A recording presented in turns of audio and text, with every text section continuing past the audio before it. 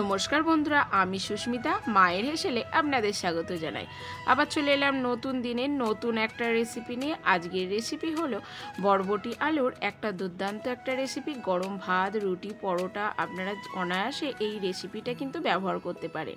তা দেখা শুরু করে দিন। এই বরবটি আলুর কি রেসিপি আপনি বানাতে চান তা লাইক দিয়ে একটা দেখা শুরু করে দিন। এখানে দেখুন বরবটিটা আমি আগেই ভালো করে ধুয়ে নিয়ে বেশ বড় বড় সাইজের করে কেটে নিয়েছি। আর আলুটাকেও কিন্তু বরবটির সাইজেরই লম্বা লম্বা করে কেটে নিয়েছি, তাতে কিন্তু মানানসই দারুণ হয় এইভাবেই আলুটা যদি কেটে নেন। এবার গ্যাসটাকে অন করে দিয়ে আমি কিছুটা গরম জল এখানে চাপিয়ে দিলাম আর সামান্য একটু লবণও দিয়ে দিলাম। লবণ দিয়ে ভালো করে ফুটিয়ে নেব জলটাকে, দিয়ে বরবটিটা একটু 1 মিনিট মতো ভাবিয়ে নেব, যাতে বরবটিটা বেশ সুন্দরভাবে সিদ্ধও হয়ে যায়। খুব একটা সিদ্ধ কিন্তু এখানে হবে না, আমি জাস্ট একটু 1 মিনিট মতো এখানে ভাবিয়ে নেব, যাতে বরবটির গায়ে কিন্তু অনেকটাই ময়লা থাকে, সেই ময়লাটা দেখবেন আপনারা জলের উপর কিরম কালোভাবে উঠে আসবে। আর বরবটির কালারটাও সুন্দর থাকবে, সবুজ কালারের। এই জন্যই বরবটিটাকে ভালো করে লবণ দিয়ে এইভাবে ভাবিয়ে নিতে হবে। দেখুন কতটা নোংরা জল বার হয়ে গেছে। আপনি যতই ভাবার না ধর না কেন, কিন্তু এইভাবে ভাবিয়ে নিলে কিন্তু গায়ের যে একটা ধুলোবালি সেট থাকে সেটা কিন্তু সুন্দরভাবে পরিষ্কার হয়ে যায়। এবার আমি অন্য একটা পাত্রে তুলে নেব। ভালো করে ঠান্ডা জল দিয়ে আমি বরবটিটাকে আবারও ধুয়ে নেব, তাতে কিন্তু এই সবুজ কালারটা খুব সুন্দর থেকে যাবে রান্না করার পরও। দেখুন কতটা তাজা এই বরবটির সবুজ কালারটা, কতটাই সুন্দর লাগছে। এবার গ্যাসটাকে আমি অন করে দিয়ে এবার কড়াইয়ের মধ্যে স্বাদ মতো এর পরিমাণ মতো এখানে সর্ষের তেল দিয়ে দিলাম আর গোটা জিরে দিয়ে দিলাম। ভালো করে গোটা জিরেটা তেলটার সঙ্গে ভালো করে ভেজে নেব। ভেজে নেওয়ার পর এখানে আলুটাকে আমি দিয়ে দেব। আলুটাকে একটু নাড়াচাড়া করে নিয়ে এখানে আরও আমি কি মশলা ব্যবহার করি সেটাই কিন্তু দেখতে হবে। আপনারা কিন্তু স্কিপ করে চলে গেলে কিন্তু সম্পূর্ণ ভিডিওটা না দেখলে আপনারা এই রকম রেসিপি বাড়িতে বানাতে পারবেন না, তখন কিন্তু টেস্টটা অন্যরকম আসবে। এবার পরিমাণ মতো একটু লবণ দিয়ে দিলাম। লবণ দিয়ে আলুটাকে একটু ভেজে নেব। ভেজে নেওয়ার পর এখানে দিয়ে দেব কুচানো পেঁয়াজ।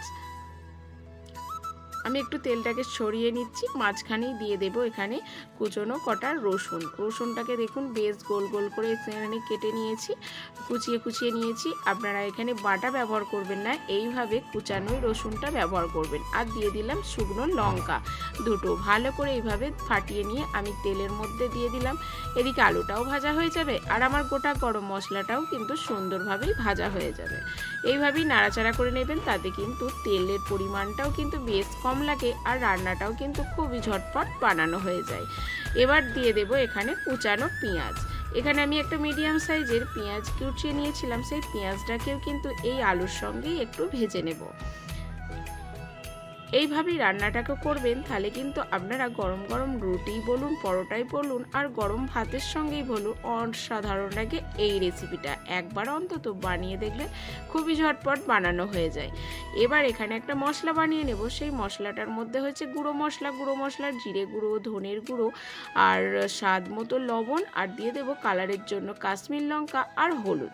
এখানে জল দিয়ে সব কিছু এখানে মিক্স করে নেব। এই জল দিয়েই কিন্তু এই গুঁড়ো মশলাটাকে আগে থাকতেই ভালো করে এই জলের সঙ্গে মিশিয়ে নেবেন, তাহলে কিন্তু গুঁড়ো মশলাটা ভালো করে পুড়বেও না আর সুন্দরভাবে বেশ কষানো হয়ে যাবে। দেখুন সব কিছু বেশ ভালো করেই ভাজা হয়ে গেছে। আপনারা ভালো করে লক্ষ্য করবেন কত সুন্দর কিন্তু আলু আর পেঁয়াজের গায়ে ভালো একটা কালার চলে এসেছে। এই সময় দিয়ে দেব চেরা কাঁচা লঙ্কা। এখানে আমি আমার স্বাদ মতো ঝাল ও লবণটাকে ব্যবহার করেছি। চেরা কাঁচা লঙ্কা আর একটা হাফ টমেটোর দিয়ে দিলাম। আবারও ভালো করে নাড়াচাড়া করে নেব। এখানে সুন্দরভাবে এই রেসিপিটাকে কিন্তু অনায়াসে বানানো যায়। আপনারা বরবটির অনেক ধরনের রেসিপি খেয়েছেন, তাই এইভাবে একবার বানিয়ে দেখবেন, খুবই টেস্টি লাগে। তাতে এবার ভাবিয়ে রাখা যে বরবটিটা, সেই বরবটিটাও দিয়ে দেব। বরবটিটা দিয়েও ভালো করে একটু বেশিক্ষণ আমি ভাজবো না, জাস্ট 1 মিনিট এইভাবেই কিন্তু আলুর সঙ্গে মিশিয়ে নেব। আর খুব সুন্দর কিন্তু ঝটপট বানানো হয়ে যায় এই রেসিপিটা, আর খেতেও কিন্তু খুবই লোভনীয় লাগে। আর এরকম কিন্তু সবুজ কালারের একটা বেশ খাওয়াও কিন্তু খুবই উপকারী। দেখুন সুন্দরভাবে এখানে সব কিছুই ভালো করে ভেজে নিলাম। এবার যে গুঁড়ো মশলাটা আমি রেখে দিয়েছিলাম সেই গুঁড়ো মশলাটা এখানে দিয়ে দেব। এখানে 1 মিনিট মতো এইভাবেই, খুব একটা ভাজবেন না, তাহলে কিন্তু বরবটিটা একটু চামড়া চামড়া ভাব হয়ে যায়, তাহলে খেতে কিন্তু খুব একটা ভালো লাগবে না। এবার ওই গুঁড়ো মশলাটা দিয়ে দিলাম, দিয়ে ভালো করে একটু নাড়াচাড়া করে একদম মিডিয়াম সাইজে লো করে আমি ঢাকা দিয়ে রেখে দেব। আর স্বাদ মতো এখানে লবণটাও এই সময় দিয়ে দিলাম। আবারও সব কিছু একটু মিশিয়ে নেব। মিশিয়ে নিয়ে আমি এখানে ঢাকা চাপা দিয়ে দেব প্রায় 1 থেকে 2 মিনিট মতো। এখানে কিন্তু এক্সট্রা আমি কোনো জল ব্যবহার করিনি, জাস্ট ওই যে বার্নারটা আমি করেছিলাম সেই বার্নার জলেই কিন্তু সম্পূর্ণ রান্নাটাই এখানে হয়ে যাবে। দেখুন 5 মিনিট পর আমি এখানে এলাম, আবারও একটু নাড়াচাড়া করে দিয়ে ঢাকা দিয়ে দেব আরও 2 মিনিটের জন্য, যাতে সুন্দরভাবে আলু আর বরবটিটা সিদ্ধ হয়ে যায় আর একটু বেশ শুকনো শুকনো ভাবও হয়ে আসবে। আবার আমি 2 মিনিট পর ফিরে এলাম। দেখুন কত সুন্দর লোভনীয় হয়েছে, আর সুন্দরভাবে কিন্তু তেলও ছেড়ে দিয়েছে।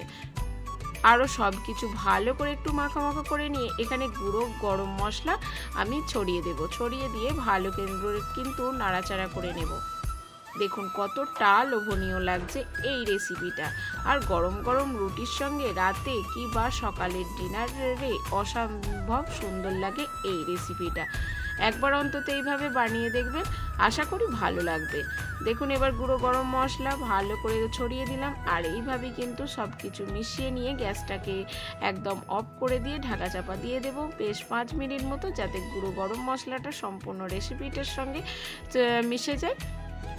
এবার অন্য পাত্রে আমি তুলে নেব, আর গরম গরম ভাত বা রুটির সঙ্গে আমি পরিবেশন করব। তো আজকে এই রেসিপি আপনাদের কেমন লাগলো অবশ্যই কিন্তু কমেন্ট করে জানাবেন। আপনাদের এক একটা কমেন্ট আমাকে আরও উৎসাহ দেয় নতুন রেসিপি আপনাদের সঙ্গে শেয়ার করার জন্য।